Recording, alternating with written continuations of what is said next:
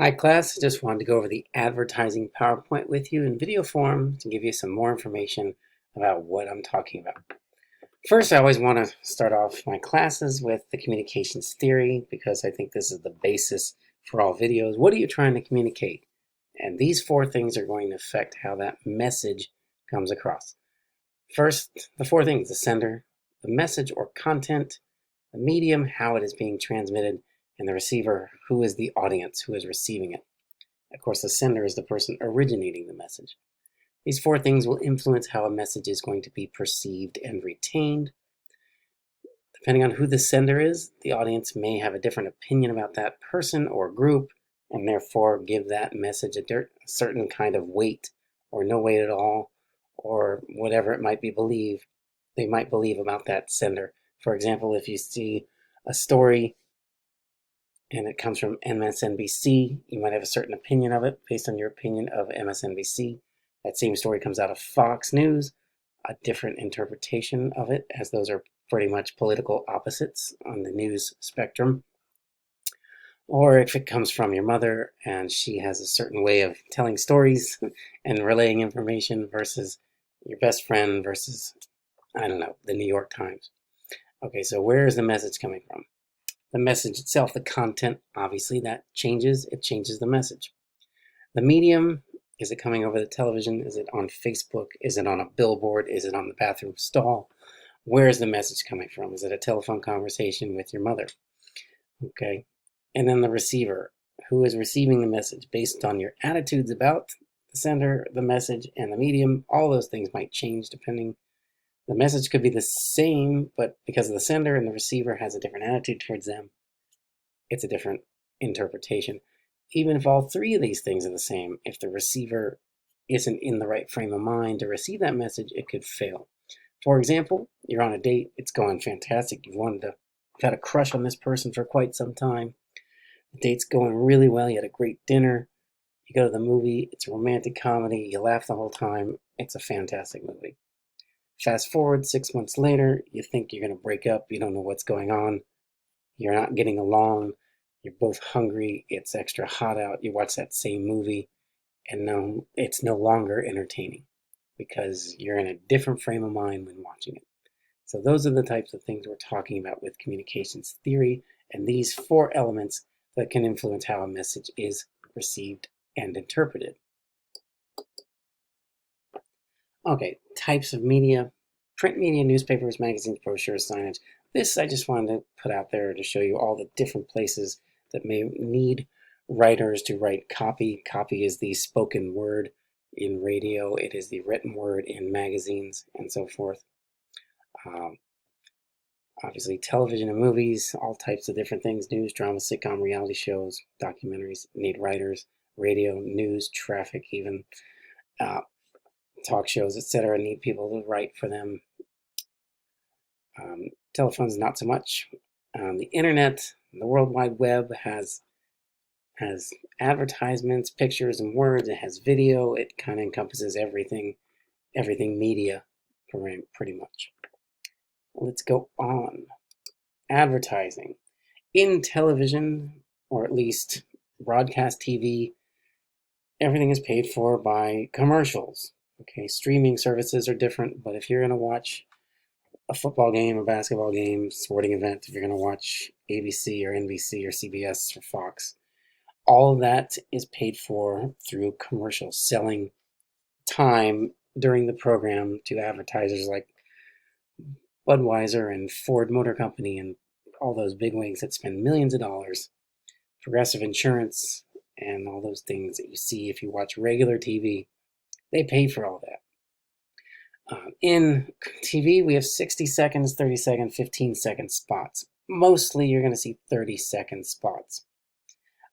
Every now and then you might see what's called split 30, where you have a 15-second spot and then a completely different 15-second spot, but for the same product. In this class, you're going to write a 30-second spot. Before you get to that, you're going to write a rough draft, which is longer, a 60-second spot, and then you're going to cut it down to the best version at 30 seconds, because that is the most popular, and it is amazing how much information you can communicate and how you can persuade people to spend their money in just 30 seconds. And that's the name of the game in broadcast television. This target audience or demographic is incredibly important. This is how marketing works. Who is your target audience, and then how are you going to shape your message to affect them the way you want it to affect them? In this class, since we're not marketing, it's not a marketing class, and I'm not a marketing person, I'm just going to insist on the age of your target audience. Who are you writing it for? If you're writing a script, whether it's a commercial or a feature-length movie, for 13 to 17-year-olds, you're going to write it differently than if you were going to write it for 18 to 24-year-olds. Again, you write it differently if it's 25 to 34-year-olds, etc., etc.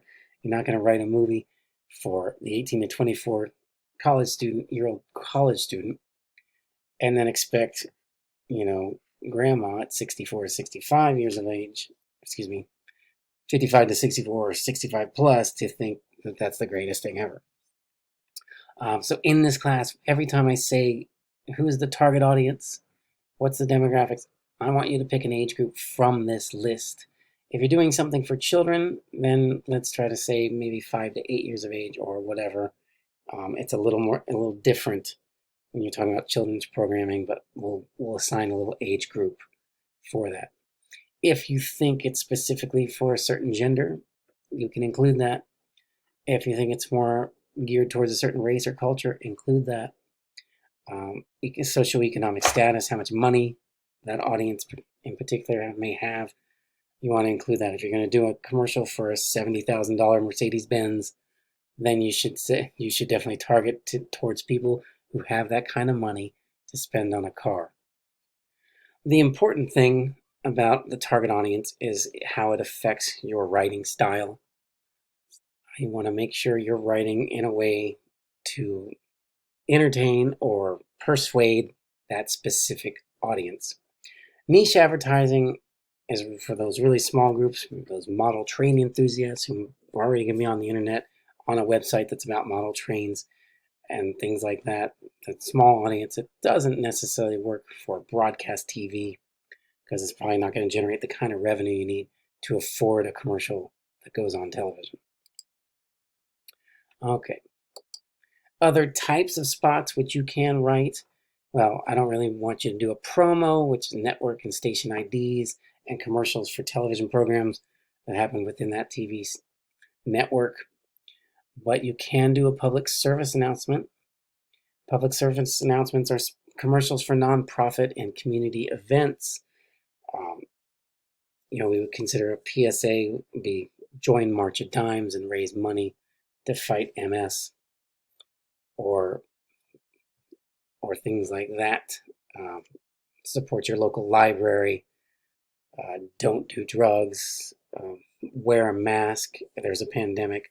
Those types of messages are called PSAs, and you can write one of those if that's what you want to do for your commercial. If you want to do a public service message that helps out the community around us. Okay. These, you're probably familiar with the Aristotelian appeals, but we'll go over them in case you're not. Ethos, the appeal to character, ethics. It's how an ad attempts to build credibility and trustworthiness. Pathos, the appeal to emotion, which most commercials are really going for, that emotion. Get those heartstrings or make those people want to buy your product or make them laugh. Anytime you use comedy, we're appealing to emotion.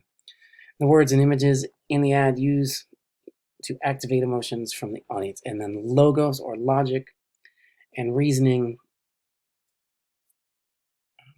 to help appeal to that audience. Okay, examples of such things: ethos or credibility. Crest toothpaste used to always say 4 out of 5 dentists agree.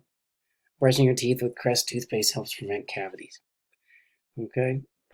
Pathos, emotion. Most commercials, as I said, using comedy, using Sarah McLachlan's sad music and abused dogs to get you to contribute money to the ASPCA or animal shelters.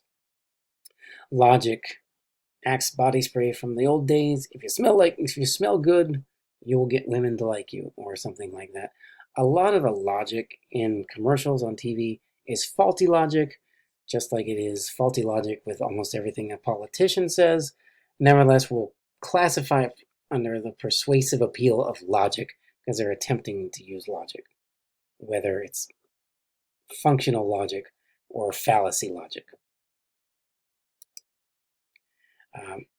Some notes on how the landscape has changed in the past 10, 15 years, 20 years. Hundreds of channels to choose from. Remotes controls have mute buttons, and we had DVRs, so we can fast forward commercials if we've recorded the programming, and things like that. Now we have streaming video, which allows us to avoid commercials, and then we just paid for the service.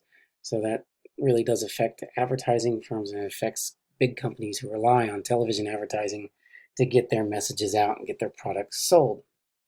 Product placement is the opposite, or basically it's a commercial within a show or a movie, and that's where you see that main character opens up a computer and you can clearly see it's a Macintosh laptop. They have gone to Apple and Apple has paid them to use their computer. Or if you have, your star, your movie drinks a Coca-Cola, you bet Coca-Cola has agreed and paid for that product. In contrast, if your main character is drinking a soda and it's clearly a Coca-Cola and you didn't get permission from Coca-Cola, then they'll sue you.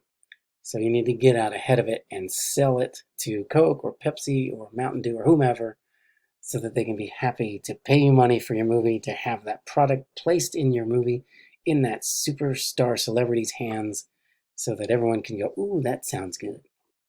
All right. In web advertising, there's banners, pop-ups, side columns, commercials before videos. Now it's commercials in the middle of videos, and all those things that we try to ignore but can't because we're bombarded with them every day. Cookies are how we track web users' activities, and that's how when you're looking at shoes online and then a week later you see on the sidebar over here those exact shoes pop up just to remind you that you still haven't bought them and you need to buy them. Viral marketing is when you flood people in every way you can. Images, text, links, flash animation, blah, blah, blah. Everything's just coming at you. This is not an advertising class. I just wanted to show you that stuff, to make you aware of it if you weren't already. And last but not least, exercise 2, which is what this is all about. And I'm going to have a nice video on how to write in proper 2-column format. I do have a very formulated way of doing it so that all your scripts will look very similar and be easy to read and easy to jump around in and understand what is happening and how it's going to look in video form and how it's going to sound in video form. Before you get to that, look at exercise 2, which should say the exact same thing here, except maybe a little differently. But you'll choose an ad and watch it, briefly describe the content, the images and copy. Be very quick about that. Identify the target audience. Who do you think is this ad is trying to convince? A lot of times, if you look at the person in the ad, look and guess what age they are, and it's probably the age they're going for. Categorize its argument strategy, credibility, logic, or emotion, and how did it use them. Discuss its effectiveness. Does it work on you? Why or why not? And what is the tagline, slogan, or call to action? Call to action says, go to www.blah blah blah and order this product, or call now, or go to your local pharmacy or drugstore or wherever you buy corn chips and buy them. That's a call to action. Your tagline is the last thing that you hear in a commercial, which could be a call to action, or could just be the product slogan. Nike, just do it. Or Geico, you can save 15% or more in 15 minutes or less, etc., etc.